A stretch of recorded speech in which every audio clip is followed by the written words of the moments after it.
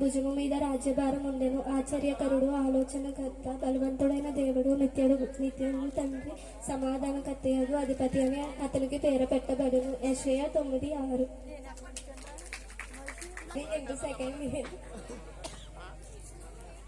దావీదు పట్నమందు 7 రక్షకుడు మీ కొరకు పుట్టి ఉన్నాడు, ఈయన ప్రభు అయిన క్రీస్తు. దీనికి ఇదే మీ కారణాలు. ఒక శిశువు పొత్తుగుడ్డలతో చుట్టబడి యొక్క తొట్టెలో పండుకొని ఉండటానికి మీరు చూసిందని వారితో చెప్పాను. లోకసువార్త 8. కొందరు గొర్రెల కాపురులు పొలంలో ఉండి రాత్రి వేళ తమ మందను కాచుకుని చుండగా ప్రభు దూత వారి యొద్దకు వచ్చి నిల్చును. ప్రభు మహిమ వారి చుట్టూ ప్రకాశించినందున వారి ముక్కులు భయపడరు. అయితే ఆ దూత, ఇదిగో భయపడకరి, ప్రజలందరికీ కలగబో మహా సంతోషకరమైన శుభవర్తమానం నేను మీకు తెలియజేస్తున్నాను. దావీదు పట్టణమందు నేడు రక్షకుడు మీ కొరకే పుట్టి ఉన్నాడు, ఈయన ప్రభువైన క్రీస్తు. లోక 2:2. ప్రజలను వారి పాపముల నుండి ఆయన రక్షించిన గనక అతనికి యేసు అని పేరు పెట్టదను. మత్తయి సువార్త 1:21. మనకు కుమారుడు అనుగ్రహించబడేను, ఆయన భుజం మీద రాజభారం ఉండేను.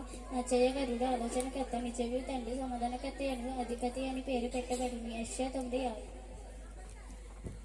My name is Ramya. I am studying 9th class. దావీదు పట్టణమందు నేడు రక్షకుడు మీ కొరకే పుట్టి ఉన్నాడు. దానికి ఇదే అనుమలో ఒక శిశువు పొత్తిగుడ్డలతో చుట్టి త్రొట్టెలో పండుకుని ఉండటం మీరు చూచెదరని వారితో చెప్పాను. వెంటనే పరలోక సైన్య సమూహం ఆ దూతలతో కూడి సర్వోన్నతమైన స్థలములో దేవునికి మహిమ ఇష్టులైన మనుషులందరికీ భూమి మీద సమాధానం కలుగును గాక అని వారితో చెప్పాను. మై నేమ్ ఈస్ కీర్తి. ఏలయనగా మన శిశువు పుట్టెను, మన కుమారుడు అందింపబడెను, ఆయన భుజం మీద రాజభారం ఉండను. ఆశ్చర్యకరుడు, ఆలోచనకర్త, నిత్యుడు తండ్రి, సమాధానకర్తగా అతని పేరు పెట్టబడను. యెషయా 9:6.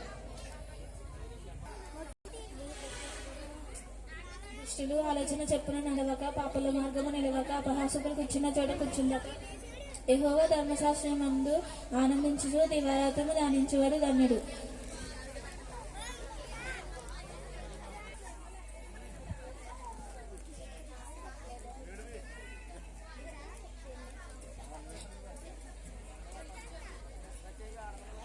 ఏలయనగా మనకు శిశువు పుట్టెను, మనకు కుమారుడు అనుగ్రహింపబడేను,